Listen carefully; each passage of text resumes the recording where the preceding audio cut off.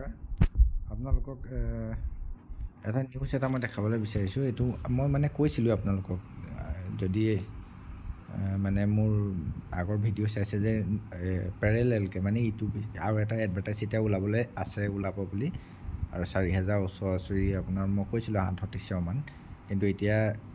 নিউজত পোৱা মতে এইটো আজি DW সুৰঞ্জনা বাইদেৱে এইটো সেনাপতি বাইদেৱে এইটো কৈছে যে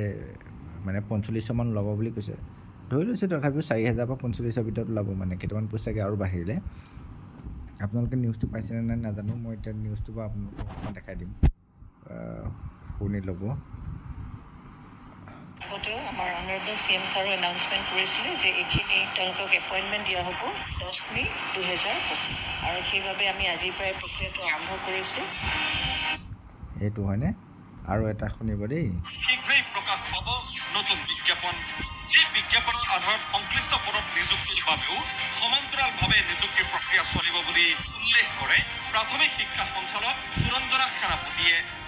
অলৰেডি ডাইৰেকশ্যন আহিছে যে ইয়াৰ নেক্সট যিখিনি 2025ৰ 30 মাৰ্চৰ ভিতৰত যিখিনি ভেকেঞ্চি আৰু ওলাব সেইখিনিও আকৌ এডভাৰটাইজমেণ্টৰ ৰিক্ৰুইটমেণ্টৰ প্ৰচেছটো আৰম্ভ কৰা অৱশ্যে এই নিযুক্তি প্ৰক্ৰিয়াত নচলিব নম্বৰৰ কাৰচাজি বহিৰাজ্যৰ পৰা বিভিন্ন পন্থাৰে নম্বৰ বৃদ্ধি কৰা সকলেও নাপাব বিশেষ সুবিধা বিশেষকৈ এইটোৱে আছিলে